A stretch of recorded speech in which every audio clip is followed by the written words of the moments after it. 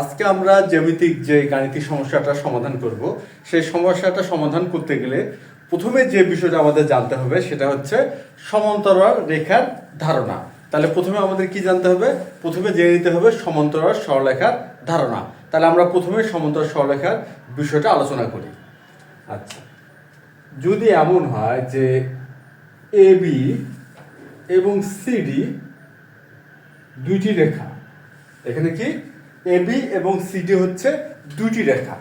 আচ্ছা, এখন এই রেখা দুটির মধ্যবর্তী লম্ব দূরত্ব বা দূরত্ব যাইব না কেন, এই রেখা দুটির মধ্যবর্তী লম্ব দূরত্ব বা দূরত্ব যদি সমান হয়, এবং এটা অবশ্যই প্রতি ক্ষেত্রে সমান হতে হবে, অর্থাৎ এখান থেকে যে দূরত্বটুকু এখানে পি কিউ, সাপোজ ধরেছি এটা হলো পি কিউ, আবার এখান থেকে যে দূরত্বটুকু এটা হচ্ছে এম এন, এই যে দূরত্ব, এই দূরত্বগুলো প্রতি ক্ষেত্রে কি হতে হবে? সমান হতে হবে, প্রতি ক্ষেত্রে সমান হতে হবে। এবং যেহেতু দূরত্ব প্রতি ক্ষেত্রে সমান, তাহলে আমরা এবি কে যদি আমরা অসীম পর্যন্ত বর্ধিত করি, আবার সিডি কেও যদি অসীম পর্যন্ত বর্ধিত করি, তবু একে অপরকে ছেদ করবে না। এমন যে রেখা গুলো বা দুটি হতে পারে বা দুই বা ততোধিকও হতে পারে, দুইয়ের বেশি হতে পারে, এই রেখাগুলি হচ্ছে সমান্তরাল সরলরেখা। তাহলে সমান্তরাল সরলরেখা ধারণাটা কি আসলো? সমান্তরাল সরলরেখা ধারণাটা আসলো এরকম: যদি রেখা দুটির মধ্যবর্তী লম্ব দূরত্ব প্রতি ক্ষেত্রে একই বা সমান হয় এবং রেখা দুটি কখনোই একে অপরকে ছেদ না করে, তাই রেখা দুটিকে আমরা পরস্পর সমতল রেখা বলতে পারি। এটা হচ্ছে সমতল রেখার ধারণা।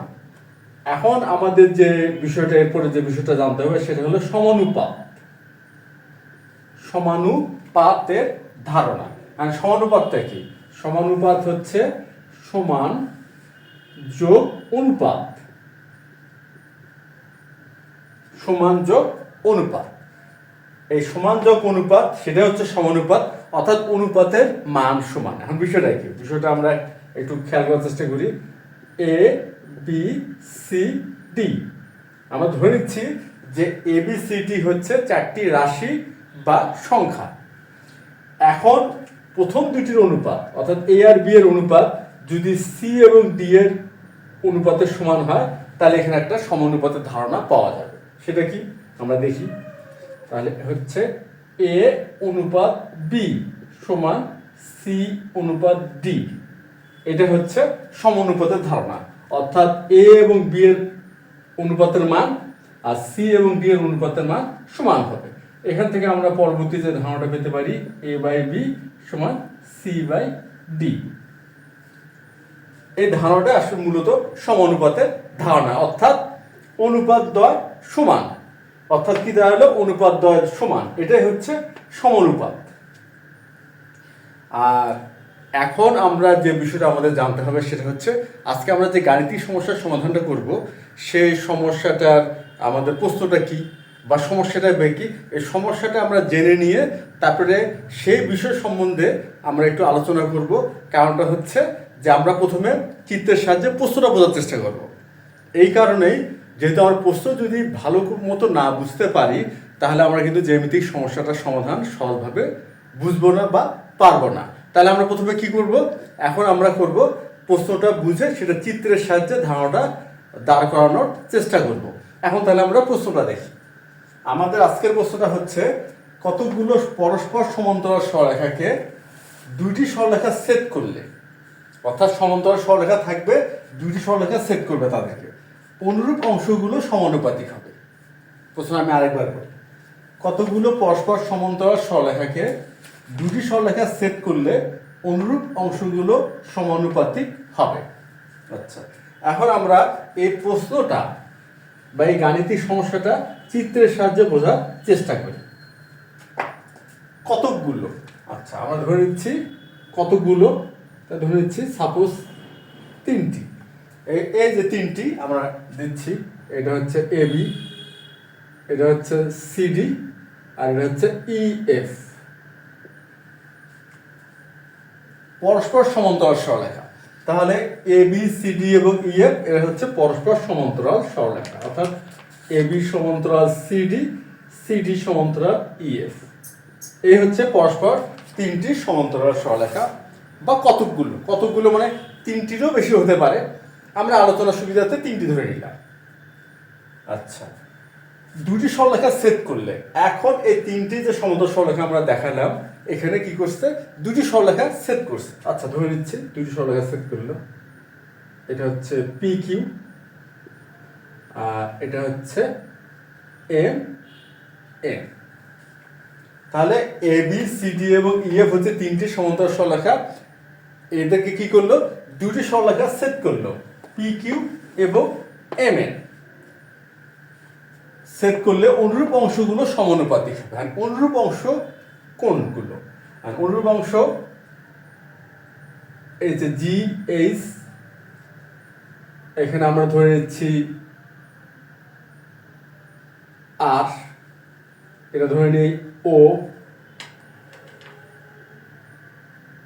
আই ধরে নেই, আর ধরে নিচ্ছি এক্স। তাহলে ব্যাপারটা কি দাঁড়ালো, এ পি কিউ সমান্তরাল, সরি পি কিউ এবং এম এন হচ্ছে ছেদক, এরা কাজ ছেদক, এ বি সি ডি এবং ই এফ এই তিনটি সমান্তরাল সরলরেখার ছেদক হচ্ছে পি কিউ এবং এন এন এম এন। এখন পি কিউ কি করছে, এ বি কে জি, সি ডি কে এইচ, আর হচ্ছে ই এফ কে আর বিন্দু ছেদ করলো, আর এম এন এ বি কে হচ্ছে O, C D K I, আর ই এফ কে এক্স বিন্দুতে ছেদ করলো। এখানে কি বললো, অনুরূপ অংশগুলো সমানুপাতিক হবে। অনুরূপ অংশ কোনগুলো, অনুরূপ অংশ হচ্ছে জিএইচ আর এইচ আর, অর্থাৎ জিএইচ আর এইচ আর। তাহলে অনুরূপ অংশগুলো সমানুপাতিক হয়, তাহলে জিএইচ অনুপাত এইচ আর সমান হবে ও আই অনুপাত আই এক্স, ও আই অনুপাত আই এক্স। তাহলে অনুরূপ অংশগুলো সমানুপাতিক। তাহলে হচ্ছে জি এইচ এর আর হচ্ছে এইচ আর, এই দুটো অনুরূপ কোনটা, ও আই আর হচ্ছে আই এক্স। তাহলে অনুরূপ অংশগুলো কি হবে, সমানুপাতিক হবে। তাহলে ধারণা কিন্তু এমন আসবে, সমান অনুপাত, অর্থাৎ এই প্রথম দুটির অনুপাত দ্বিতীয় দুটির অনুপাতের সমান। এই হচ্ছে আমাদের প্রশ্ন অনুযায়ী চিত্রের ধারণা, এবং সেই প্রশ্নটা আসলে কি বুঝাইছে আমরা এখানে কি করলাম, চিত্রের সাহায্যে বিষয়টা বোঝার চেষ্টা করলাম। এখন আমরা কি করব, এই চিত্রটা আমরা আবার আরো সুন্দর করে অঙ্কন করব, করে আমরা প্রমাণটা শুরু করব। এখন কথা হচ্ছে এই প্রমাণটা করতে গেলে আমাদের আর কি ধারণা জানতে হবে। আমরা প্রথমে সমান্তরাল সরলরেখার ধারণাটা জেনে নিলাম, তারপর হচ্ছে প্রশ্নটা বুঝে নিলাম। এখন আমাদের যে বিষয়টা সেটা হচ্ছে আমরা কি ধারণা ব্যবহার করে এই প্রমাণটা করতে পারি। আচ্ছা, এখন আমরা যে ধারণাটা এখানে ব্যবহার করব সেটা নিয়ে আলোচনা করি।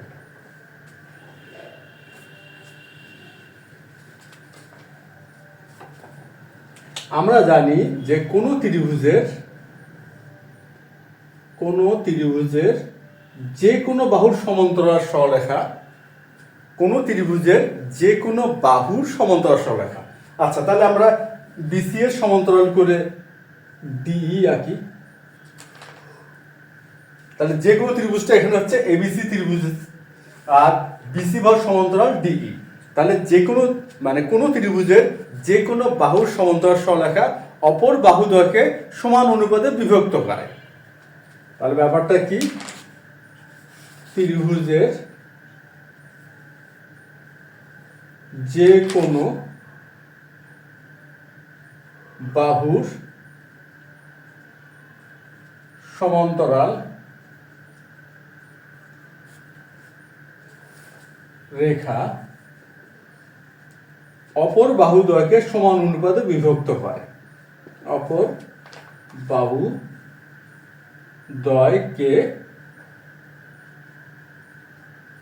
সমান অনুপাতে বিভক্ত করে।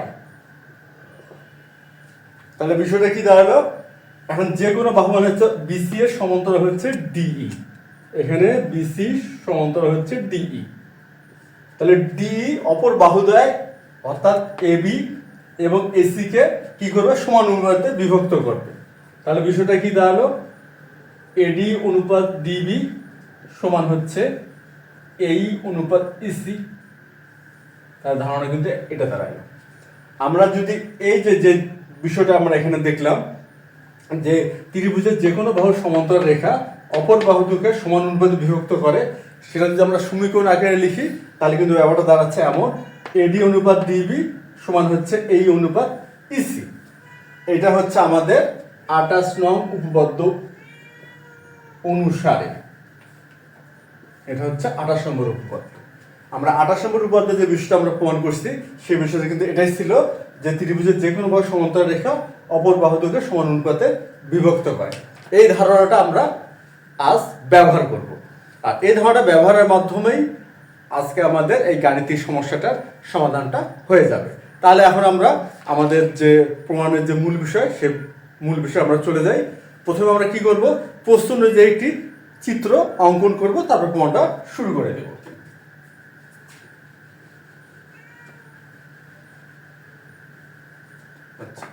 কতগুলো পরস্পর সমান্তরাল সরলরেখা, তাহলে আমরা তো কিছুদিন আগে দেখলাম এটার বর্ণনা, এখন আমরা ওই অনুযায়ী একটি চিত্র অঙ্কন করি। তাহলে এখানে ধরে নিচ্ছে আমাদের এ বি, এটা হলো সিডি আর ই এফ। তাহলে সমতল সরলরেখা দুইটি সরলরেখা সেট করলে, দুইটি সরলরেখা সেট করলো, একটা হচ্ছে পি কিউ আর একটা ধরে নিচ্ছি এন এন। আচ্ছা, কি কি বিন্দুতে সেট করলো আমরা এখন ওগুলো উল্লেখ করি। জি এইচ আই, এটা ধরে হচ্ছে কে এল আর এটা এক্স, আমরা এটা ধরে নিলাম। এখন আমরা চিত্রের বর্ণনাটা দিব, অর্থাৎ বিষয় নির্বাচনটা লিখবো। আর আমরা তো জানি বিষয় নির্বাচন হচ্ছে চিত্র নির্ভর বর্ণনা। তাহলে এখন আমরা বিশেষ নির্বাচনটা লেখার চেষ্টা করি। বিশেষ নির্বাচন, মনে করি হচ্ছে এ বি সিডি এবং ইএফ পরস্পর সমান্তরাল রেখা, সমান্তরাল রেখা। তারপর দুটি সরলরেখা, তাহলে পি কিউ এবং এম এন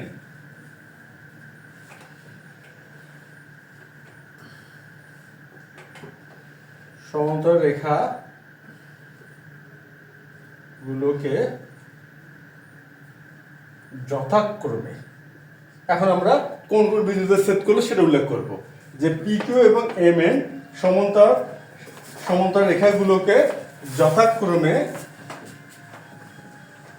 জি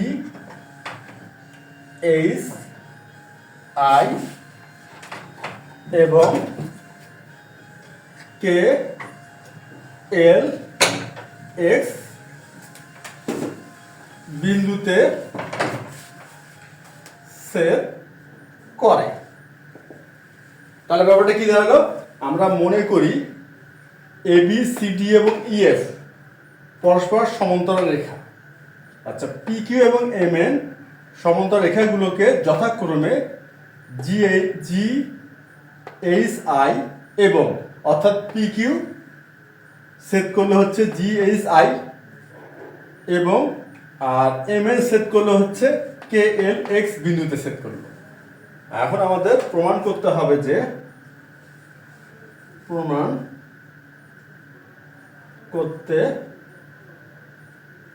হবে যে জিএস অনুপাত এইচ আই সমান কে এল অনুপাত এল এক্স। এটা আমাদের প্রমাণ করতে হবে যে অনুরূপ অংশগুলো সমানুপাতিক। তাহলে অনুরূপ অংশগুলো সমানুপাতিক আমরা এখন প্রমাণ করব। এর প্রমাণটা করতে গেলে আমাদের অঙ্কনের দরকার আছে, প্রমাণের সুবিধার্থে আমাদের অঙ্কন করতে হবে। আচ্ছা, আর অঙ্কনটা কি? অঙ্কনটা তেমন কিছুই না, আই কে যোগ করব অথবা জি এক্স যোগ করব, যেটা আমাদের সুবিধা মনে হবে। তাহলে আমরা কে আই যোগ করি। আচ্ছা, কে আই যোগ করি, যা কি করলো? আচ্ছা, যা হচ্ছে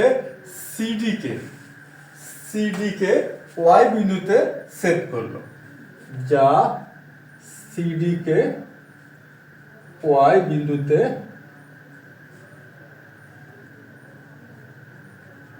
সেট করে। তাহলে আমরা অঙ্কনটা কি হলো? কে আই যোগ করলাম, আর কে আই কি করলো? সিডি কে ওয়াই বিন্দুতে সেট করলো। এখন হচ্ছে প্রমাণ। এখন এই প্রমাণটা বুঝতে গেলে চিত্রটা আমাদের একটু ভালো করে খেয়াল করতে হবে। চিত্রটা যদি আমরা খুব ভালো মতো একটু খেয়াল করি, তাহলে কিন্তু প্রমাণটা খুব জটিল বলে মনে হবে না, আশা করা যায়। আচ্ছা, চিত্র আমরা খেয়াল করি। এখানে আমরা একটা ত্রিভুজ খেয়াল করতে পারতেছি। ত্রিভুজটা কি? আই কে এক্স, ত্রিভুজ আই কে এক্স। আচ্ছা, তাহলে ত্রিভুজ হচ্ছে আই কে এক্স এ। তাহলে করি আই কে এক্স এ। আমরা কি লিখতে পারি? যেহেতু সিডি সমান্তরাল ইএফ, তাহলে অবশ্যই ওয়াই এল সমান্তরাল আই এক্স। আমরা কিন্তু এটা লিখতেই পারি। এতএ ওয়াই এল সমান্তরাল হচ্ছে আই এক্স। আর আমরা কি জানি? আমরা জানি যে কোনো ত্রিভুজের যে কোনো বাহু সমান্তরাল সরলরেখা অপর বাহু দৈর্ঘ্যে সমান অনুপাতে বিভক্ত করে। তাহলে আমরা কি লিখতে পারবো? অতএব আমরা লিখতে পারবো হচ্ছে কে ওয়াই অনুপাত হচ্ছে ওয়াই আই সমান সমান কে এল অনুপাত হচ্ছে এল এক্স, বা কে ওয়াই বাই হচ্ছে ওয়াই আই সমান হচ্ছে কে এল বাই এল এক্স। এটা পেলাম আমরা 1 নম্বর। তাহলে আমরা কিন্তু একটি ধারণা পেয়ে গেলাম, আমাদের 1 নম্বর সমীকরণ আমরা পেয়ে গেলাম। এবং আচ্ছা, আরেকটি ত্রিভুজ আমরা খেয়াল করি। আই জি কে, এই যে আই জি কে, আরেকটা ত্রিভুজ আছে কিন্তু আই জি কে। তাহলে আরেকটা ত্রিভুজ পেলাম আমরা আই জি কে এ। এখানেও যদি আমরা খেয়াল করি, এইচ ওয়াই জি কে এর সমান্তরাল হবে। তাহলে এইচ ওয়াই সমান্তরাল হবে জি কে। অতএব আমরা 1 নম্বর সমীকরণটির যে ধারণাটা ব্যবহার করে পেলাম, যেটা হচ্ছে 28 নম্বর উপপাদ্য। আর 28 নম্বর উপপাদ্য কি বলা হয়েছে? যে ত্রিভুজের যে কোনো বাহুর সমান্তরাল সরলরেখা অপর বাহু দৈর্ঘ্যে সমান অনুপাতে বিভক্ত করে। ওই ধারণাটা আমরা কিন্তু আই জি কে এই ত্রিভুজে ব্যবহার করতে পারি। তাহলে ব্যাপারটা কেমন দাঁড়াবে? ব্যাপারটা দাঁড়াবে হচ্ছে এমন যে আই ওয়াই অনুপাত হচ্ছে ওয়াই কে, বা ওয়াই আই অনুপাত হচ্ছে কে ওয়াই সমান ওয়াই আই অনুপাত কে ওয়াই হচ্ছে কে ওয়াই সমান কি হবে? আই এইচ বা আই এইচ অনুপাত হচ্ছে এইচ জি।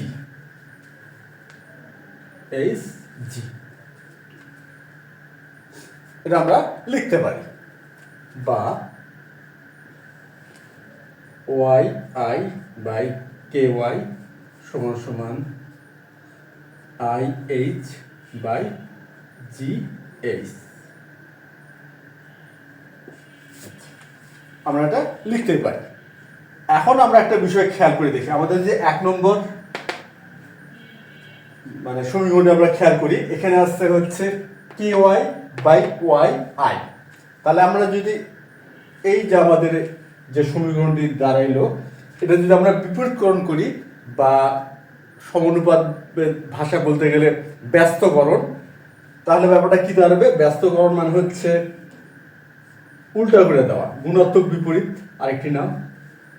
অর্থাৎ এখানে আমরা কে ওয়াই আই লিখলাম, তাহলে এই পক্ষ অর্থাৎ ডান পক্ষ লিখব হচ্ছে এইচ জি আই এইচ, এটা দিলাম আমরা 2 নম্বর।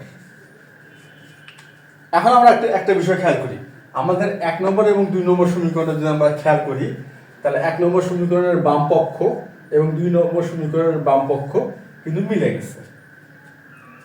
1 নম্বর সমীকরণের বাম পক্ষ এবং 2 নম্বর সমীকরণের বাম পক্ষ আমাদের মিলে গেছে।